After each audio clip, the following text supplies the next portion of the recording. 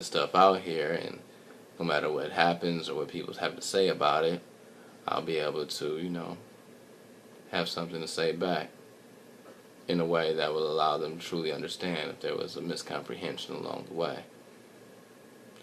Ohio State was cool for the time I was there. But, yeah, that's about it. Now this one is the reason why this piece is even being done in the first place. I was in Chicago in 2004. It was like after my first month of starting to take care of my grandmother. I had been in an accident where the city dump truck backed into the passenger side I was in, had a trailer attached, caused some issues with my shoulder, my back, went through the chiropractic thing, and the shoulder tendonitis, and all kinds of little madness, and losing out on some momentum as far as working, being a physical assistance. But it got me back into my poetry, which is a good thing, because I write stuff that is a little more compact and comes together in more of an entertaining form, where you don't have to deal with what you're dealing with right now. But it's an editorial, so hey, like I said, fast forward if you need, edit out what you want to. This one is on the fly. But the reason why I'm doing this editorial is because I was in Chicago in 2004, and I went to this particular, I believe it was an Arabica, or maybe it was some kind of bookstore in the south side of Chicago, I do believe, and it was mainly darker persuasion crowd. I say darker persuasion because I don't believe in the whole black and white. That's a whole. I'm Irish, I'm Egyptian, I'm Native American, Southern Black as I like to call it, but I really don't dig into that. Like, I believe in the paler persuasion and the darker persuasion. At the end of the day, it's just the way we see it. Right now I'm going through a whole nother change. My melanin is getting tapped into. I'm performing and reading this stuff currently in Louisiana. It's been beautiful to me. Thank you for the space creation and the creation of space. Big ups to the universe on that one. But what happened is I ended up reading this poem. I was just so happy to be there, and there was a lot of good talent there, and people were really saying cool stuff, and I wanted to share and let people know that I had, good stuff to share too, coming from Cleveland, Ohio. And I was all over the place in Chicago that week. I went to the Green Mills Lounge and got to meet Mark Smith, who started the whole slam madness, and that's a whole nother editorial. But anyway, it was a good trip. But there was and everybody really loved me wherever I went. They appreciated what I had to say. But this was like the one time where I was like, I overstepped my boundaries. I said too much. I didn't have it compact enough. I didn't have it concrete enough. I didn't have it flowing. I didn't have the energy necessary to make people say, wow, thank you for sharing that. At the end, it was like, pretty much the guy that was hosting was like, yeah, if you got any editorials, this ain't the place for that. It was an indirect, so it was kind of like disrespectful. This at the end of the day, like he could have, at the end of the day, it was only directed toward me. Everybody else in Chicago had a little better understanding than most people were from Chicago that were performing that night. Actually, I really messed up because I performed my woman poem, which is like my hallmark poem that I write out to women all the time to give it to them, just as, it's good to give the positive reminders. We're out here to be a positive energy. That negative shit is so played. People just tired of it. I know they are. Even people caught up in it, it's like, shout out some more quotes, like Cat Williams say, you can't be, hard all day, you gang banging on bacon.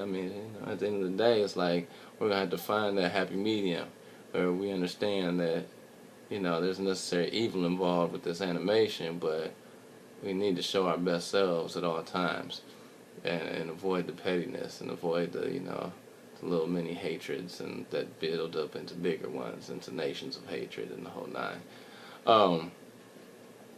But I performed that piece, and then I got greedy, and I performed this piece as well. So if I would have left it at the woman poem, they'd be like, oh, that was nice, appreciate that. And it might have worked out for me, but instead, I got the indirect diss. But it was cool because it inspired me. It didn't make me want to stop writing or stop performing. It just gave me a space to be like, just be aware of the moment. When you have time to actually let go. When you don't, give them something efficient.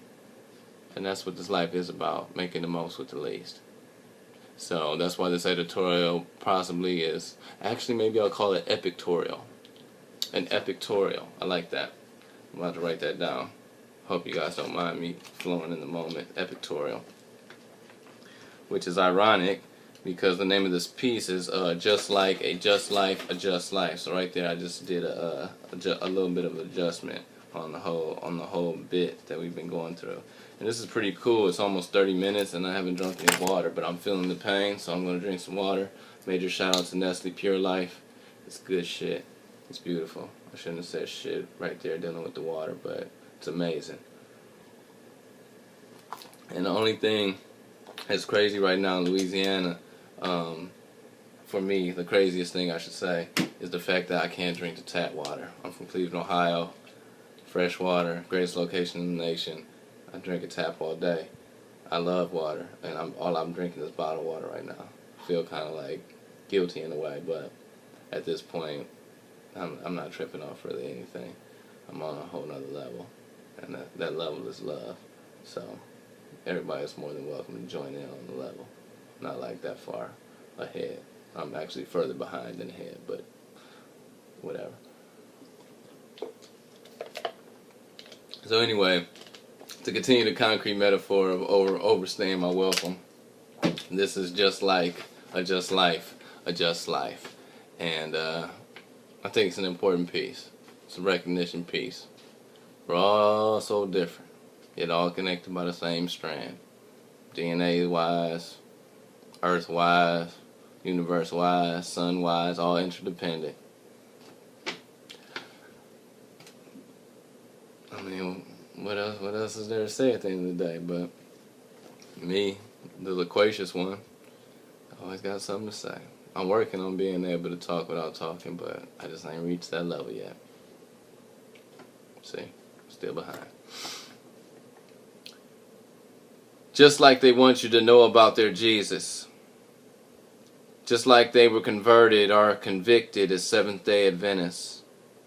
Just like they want us to understand their Sunday Baptists and Catholics. Just like they honor Allah on Friday. Just like they witness Jehovah or cross into mentals with 5% diplomas. Just like Zen is nothing.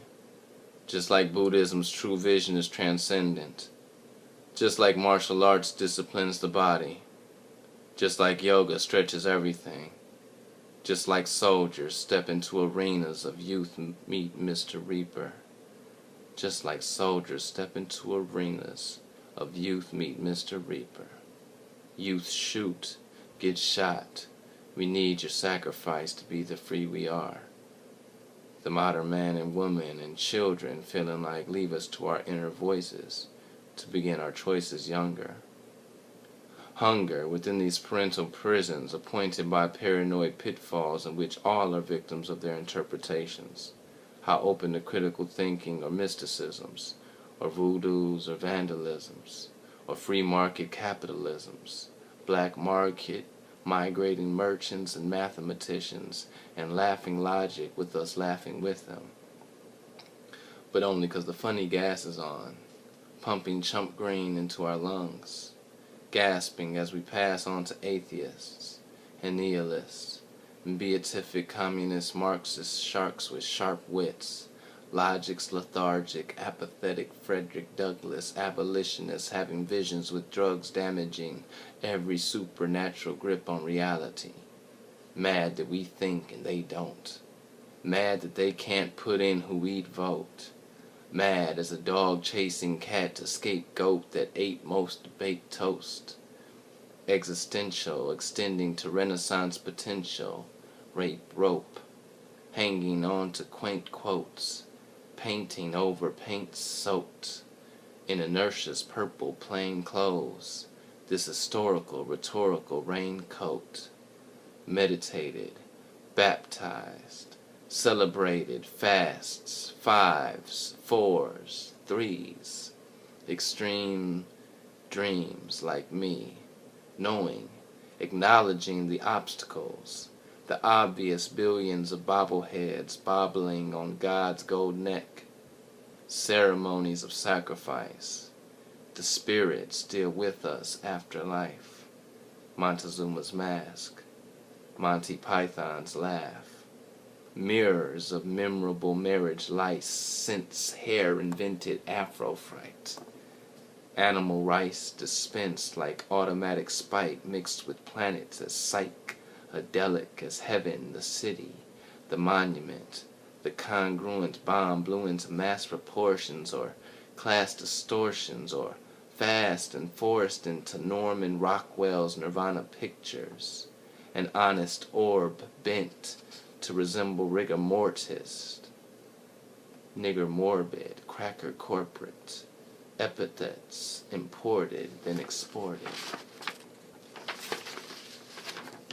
A sport with important significance, trivial innocence, and limited penitence, repenting only when it gets that deep, that steep, that stinginess that is in us in our every fabric of humbling traffic, the gun that means must-see magic, a telescope of troubling tragic, stethoscope struggling static, buzzing and bubbling, and brother bring brackets for our sister sockets, and with war watching, we might just get our options introduced like nympho nukes, schizo screw pulls of intentional, conventional spirituals puked on the first ships purchased to surface and serve us like food, to dine on, grind on, shine on,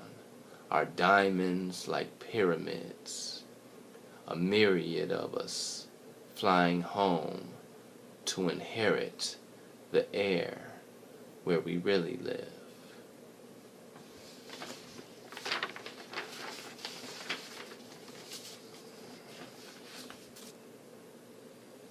Well, I guess that's what an EPICTORIAL feels like and sounds like and looks like under the hot light. Da-da-da-da-da-da-da-da. So, from here, anything is possible. Clear that up. And, just continue to work on yourselves, my peepholes. Build your powerhouses up. Let your little light shine. Cliche King. Signing off. Hopefully not for the last time.